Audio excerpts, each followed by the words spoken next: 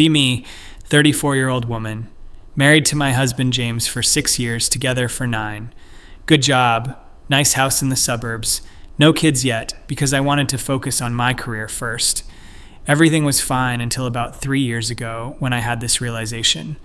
I was reading this book about emotional labor, and it just clicked.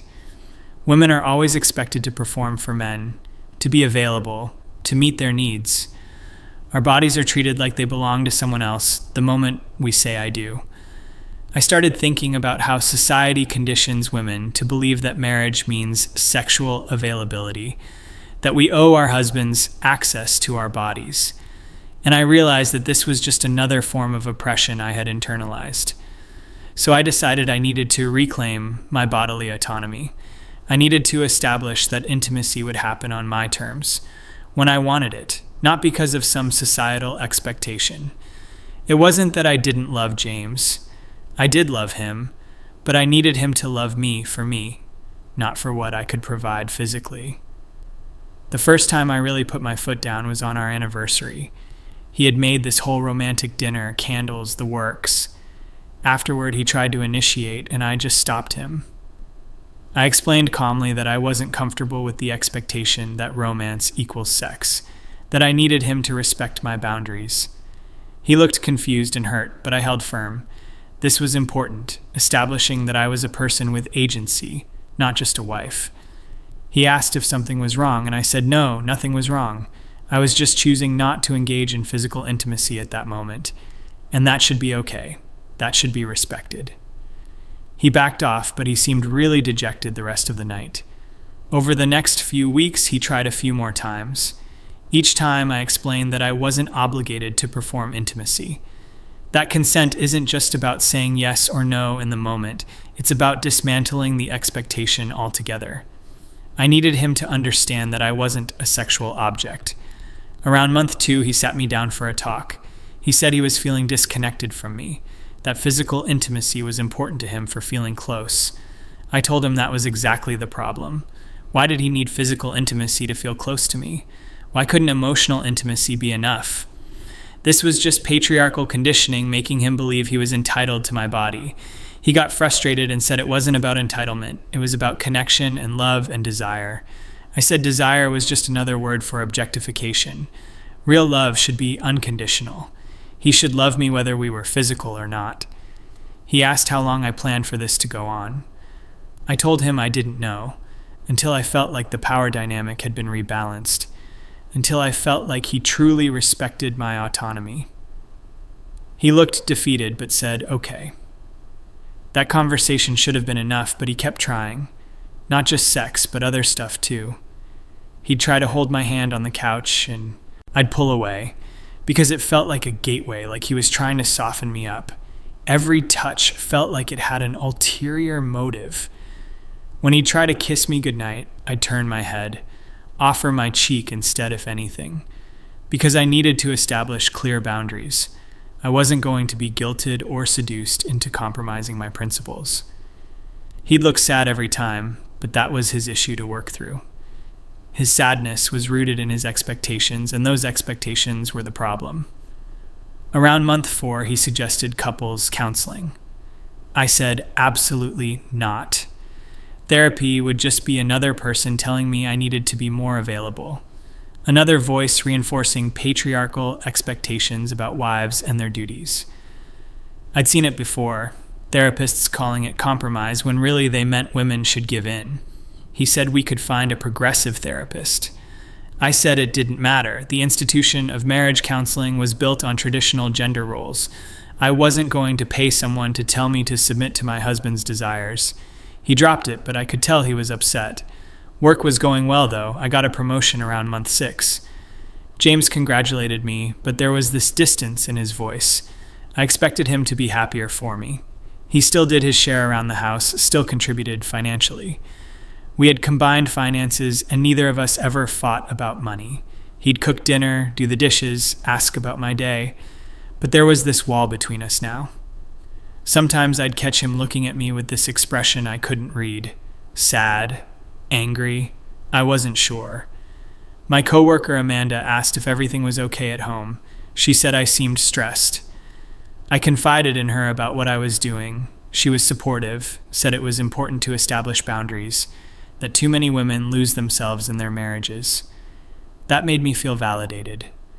I was doing the right thing, even if it was hard, even if James didn't understand yet. Around the 1-year mark, he tried to talk to me again, said he was struggling, that he felt like we were roommates. I told him that was his choice. I was still emotionally available, still his wife in every way that mattered. If he couldn't see that, if he couldn't value me beyond physical intimacy, that was on him. He asked point blank if I was ever planning to be intimate with him again. I said I didn't appreciate the pressure, that asking that question was itself a form of coercion. He was trying to get me to commit to something to meet his needs. What about my needs? My need to feel like a whole person, not just a body. He went quiet after that, just nodded and walked away. After that conversation, he stopped trying as much, stopped initiating anything physical at all, stopped with the romantic gestures too. No more surprise flowers or date night suggestions. I figured he was finally learning to respect my boundaries, finally understanding that I didn't need those performative displays. Year 2 was weird. We coexisted, but it felt different. He was polite, cordial even, still did his part with everything, but there was no warmth. Sometimes I missed the warmth, but I reminded myself this was necessary. This was about breaking down conditioning, his and mine.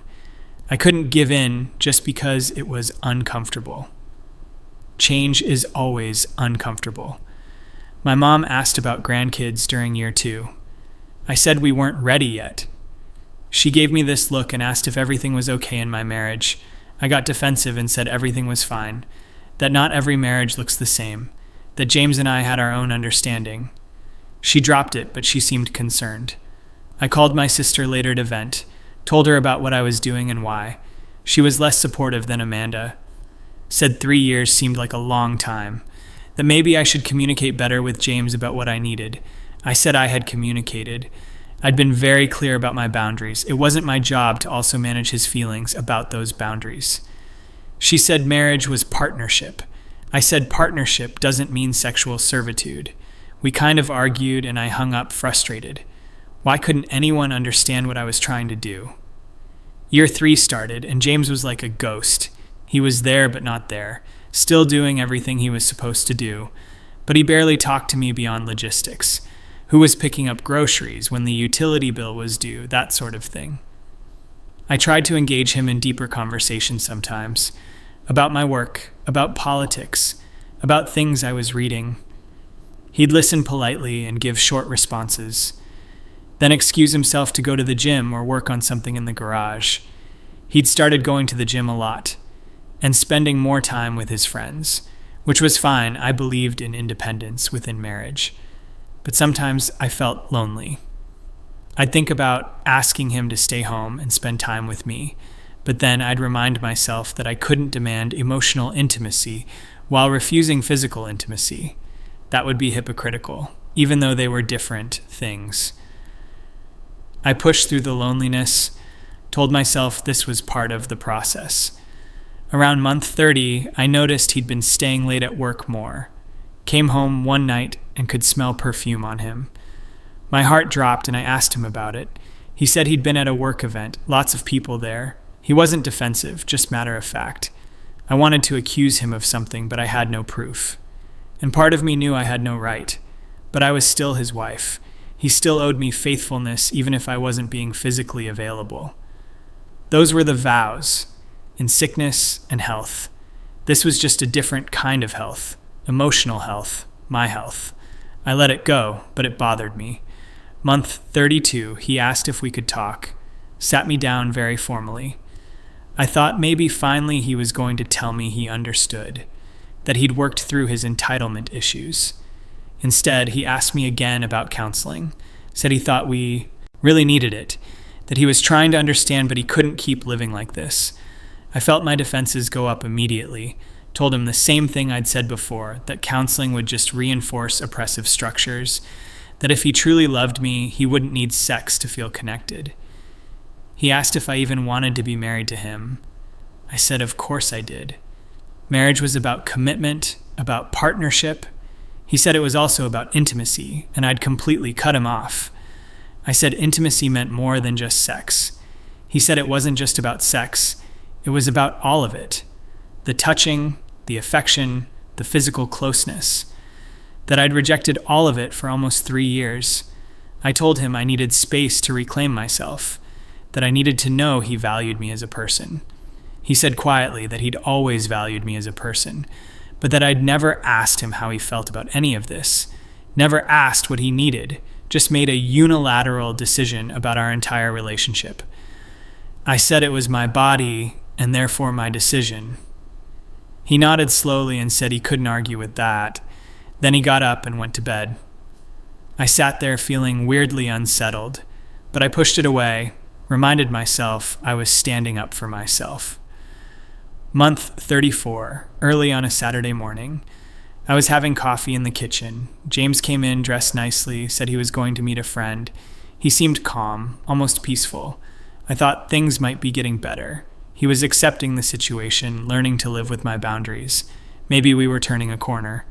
He came back a few hours later. I was in the living room reading. He walked in and handed me an envelope. I asked what it was. He said I should just read it.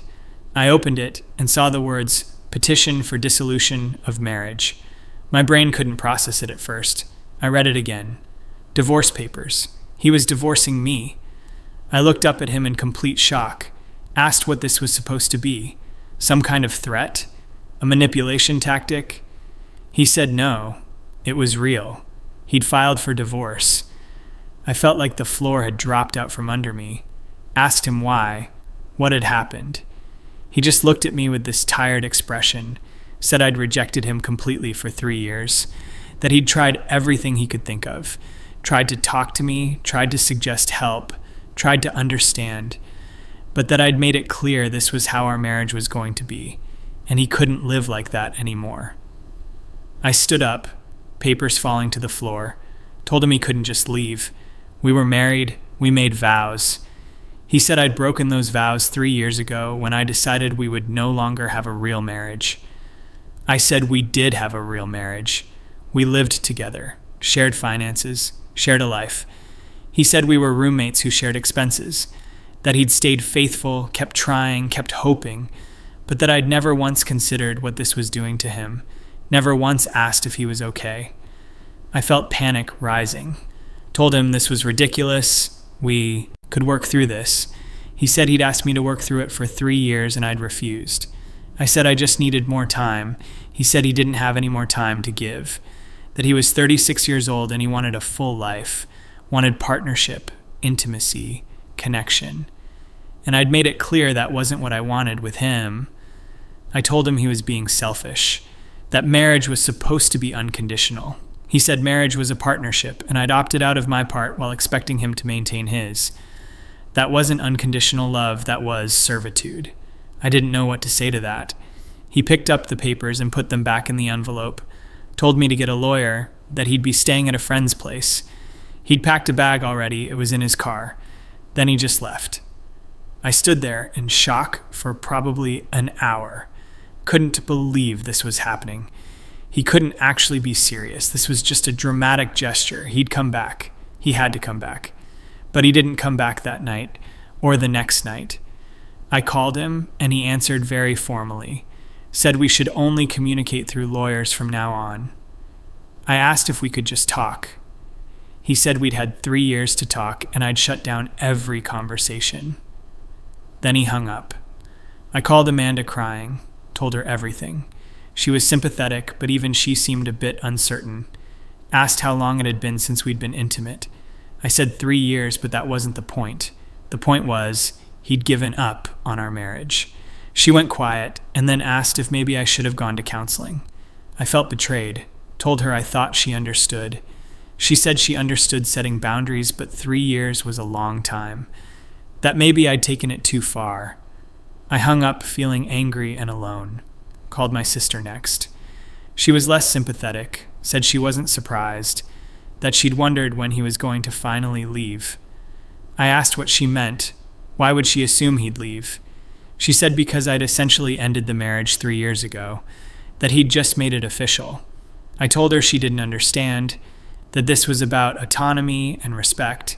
She said it was about me making unilateral decisions and expecting him to just accept it. That relationships required compromise, and I'd refused to compromise at all. I asked her whose side she was on. She said there were no sides, just a failed marriage, and that maybe I needed to take some responsibility for my part in it. I hung up on her too. My mom called later that week after my sister told her. She was gentler, but essentially said the same thing, that marriage required give and take, that intimacy was part of marriage and I'd withheld it for years. I tried to explain my reasoning about bodily autonomy. She said she understood autonomy, but that I'd also made a commitment, that if I didn't want a traditional marriage, I should have communicated that before getting married, not unilaterally change the terms 3 years in. I told her. It wasn't about traditional or non-traditional, it was about respect. She asked if I'd respected James and his needs. I didn't have a good answer for that. The divorce process started moving forward. His lawyer sent paperwork. I got my own lawyer who asked me to explain the situation. I told her everything. She listened carefully and then asked if there was infidelity or abuse. I said no, nothing like that. She asked what the grounds were. I showed her his filing, which cited irreconcilable differences and breakdown of the marriage. She asked how long we'd been separated. I said we weren't separated, we lived together until he served me papers. She asked about the last time we'd been intimate. I said 3 years, but that was my choice. She gave me this look, asked if I'd refused all intimacy for 3 years. I said yes, as was my right. She agreed it was my right, but then said he also had the right to leave a marriage that wasn't meeting his needs, that no-fault divorce existed exactly for situations like this. I asked if we could fight it. She asked on what grounds. I didn't know what to say. She told me gently that my best option was to negotiate a fair settlement, that fighting it would be expensive and unlikely to succeed. I felt everything crumbling, went through the motions at work but couldn't focus. My manager asked if everything was okay. I said I was going through a divorce. She was sympathetic, asked if there was anything she could do. I said no, just needed time. She asked what happened if I wanted to talk. I started to explain about boundaries and autonomy, but halfway through I realized how it sounded. She was nodding politely, but I could see the judgment in her eyes. I stopped talking and just said it was complicated, tried to reach out to some friends, posted vaguely on social media about going through a hard time, got the usual supportive comments, but when I explained to people one-on-one what happened, the support dried up.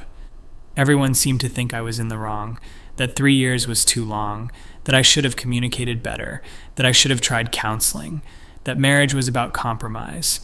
I felt so alone and misunderstood. Didn't anyone understand what I was trying to do? I was standing up for women everywhere, refusing to be reduced to a sexual object, reclaiming my body and my choices. But apparently that didn't matter. Apparently, I was just supposed to perform my wifely duties. James came by one day to get more of his stuff. I tried to talk to him, asked him to reconsider, said maybe we could try counseling now. He stopped packing and looked at me, asked why now. Why was I willing to try now when I'd refused for 3 years? I said because I didn't realize he'd actually leave. The words were out before I could stop them. He nodded slowly, said that was exactly the problem, that I'd never taken his needs seriously, never thought there would be consequences, just expected him to wait indefinitely while I worked through whatever I was working through, without ever including him in the process. I said I needed to do it on my own. He said marriage wasn't about doing things on your own. It was about partnership, and I'd shut him out completely. He finished packing and left, didn't even look back. The divorce was finalized 6 months later. He didn't ask for much, just a fair split of assets, didn't try to take the house or screw me over financially, was actually very reasonable about everything, which somehow made it worse. If he'd been cruel or vindictive, I could have painted him as the bad guy. But he wasn't. He was just done. I'm living in the house alone now. He moved across town. I heard through mutual friends. Apparently he's already dating someone. That hurts more than I want to admit. Not because I want him back exactly, but because it feels like I didn't matter. Like 3 years of marriage meant nothing. I've been trying to process everything. Went to therapy finally, a feminist therapist. Thought she'd validate my choices, but even she gently suggested that boundaries need to be communicated and negotiated. That healthy relationships involve considering your partner's needs alongside your own. I told her I was considering my own needs for the first time. She said that was important, but that I'd done it at the exclusion of everything else. That I'd set a boundary, but never explained what I was working toward. Never gave him a timeline or included him in the journey, just expected him to accept it indefinitely. I'm starting to see maybe I handled it wrong. Not the boundary itself, but how I implemented it. But I'm still not sure I was wrong about the core principle. Shouldn't I have the right to control my own body without consequences? Shouldn't he have loved me enough to wait? Shouldn't marriage mean accepting your partner even when things are hard? My therapist says marriage is a two-way street, that both people have to be getting their needs met, and I'd made sure my needs were met while completely ignoring his. I'm trying to understand, but it's hard. I spent 3 years convinced I was doing the right thing, standing up for myself, refusing to be objectified, and now I'm divorced and alone, and everyone seems to think it's my fault. Maybe some small part of me is starting to agree, but I can't fully accept it.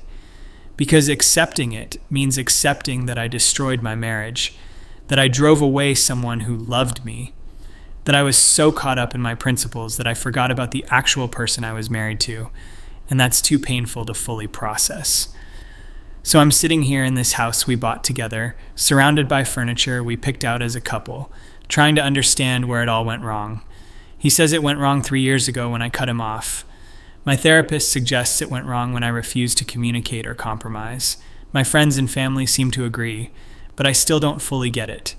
I had a right to my boundaries. I had a right to my body. I had a right to say no. Why did exercising those rights cost me my marriage? Why wasn't my autonomy enough? Why did there have to be intimacy for the marriage to survive? These are the questions I keep asking, but I'm not getting answers that satisfy me. Or maybe I'm getting answers and refusing to accept them.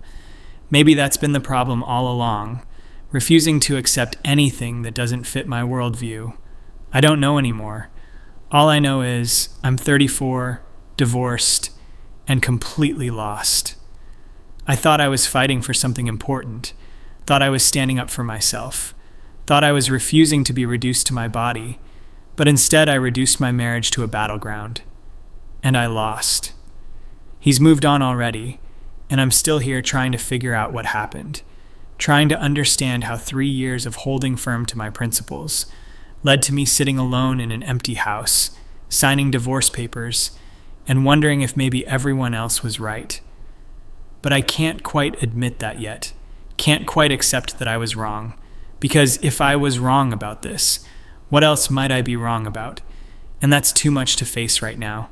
So I just sit here, confused, angry, hurt, betrayed, convinced on some level that I was right, but unable to explain why being right feels so much like losing everything.